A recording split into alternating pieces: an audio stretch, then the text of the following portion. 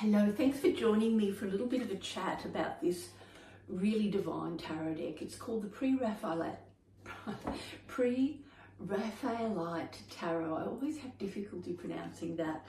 And this is by Giuliano Costa. And of course it's produced by Scarabeo, which is an amazing tarot deck company. They really do quality tarot decks. And the reason I got this deck is a friend of mine bought tickets, and she actually needed someone to drive her to the National Gallery in Canberra to attend. She absolutely wanted to go. And I was like, eh. But I took her and totally fell in love with this artwork. It was so incredibly powerful. Now, I've been moved by artworks before. I went to the Met with another friend in New York, and that was transformative.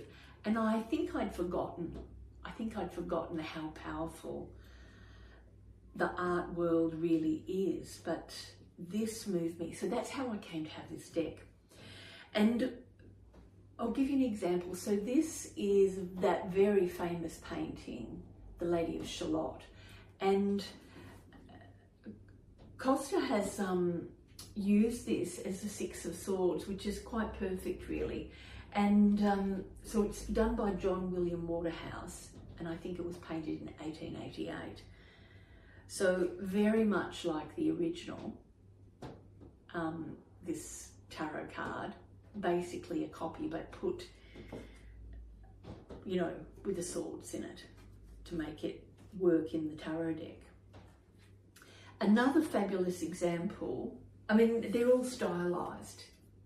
That's the thing.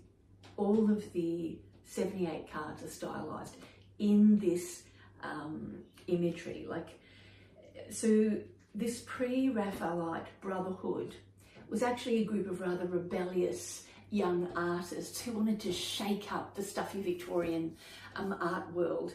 And what they did is they actually put women in centre stage. So, for example, Ophelia, very, very famous. When you look closely at this image, Ophelia is actually singing just before she dies.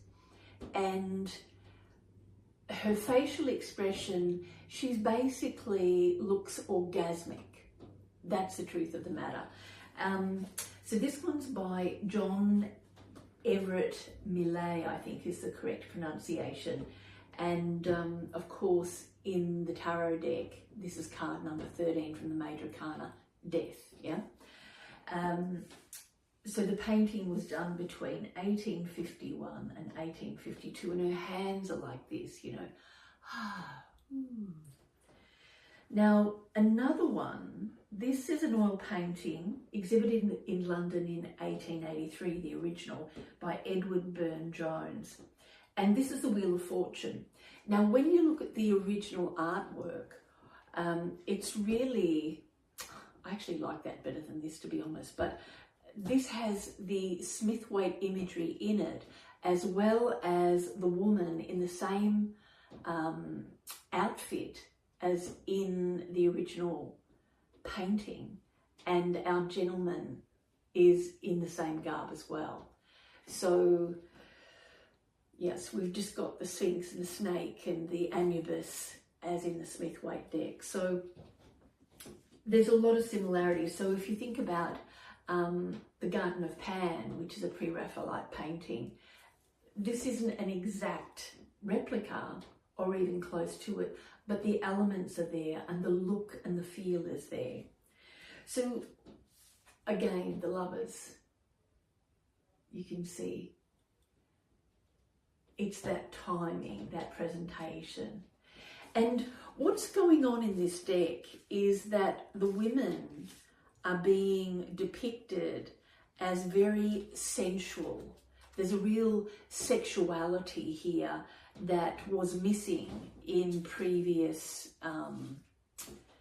more Victorian style paintings. I mean, I can't recall the name of the original of this, but I used to have a copy of it at a home I had years ago, where the woman is standing on the top of the cliffs and the ship is coming in, and And this is the Three of Wands with that wild sea.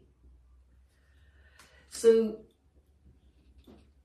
and within the Pre-Raphaelite paintings, the original works, there's all those issues that were in women's lives. So adultery, sex, love, mothering, all of those things were really front and centre in the Pre-Raphaelite paintings. Just the way the women are presented, they are more present. I mean, look at this star.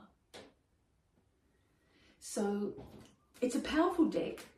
It's not my favourite, but I fell in love with the artwork by going to the Love and Desire exhibition. And all, you know, the original works are actually kept at the Tate Museum in London, but just powerful stuff. So you can really tap into a lot of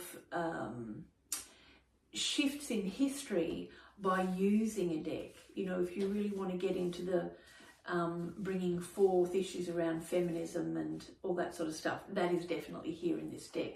A gorgeous one, actually. Really fun to use. Look at our Fool here. He's quite beautiful.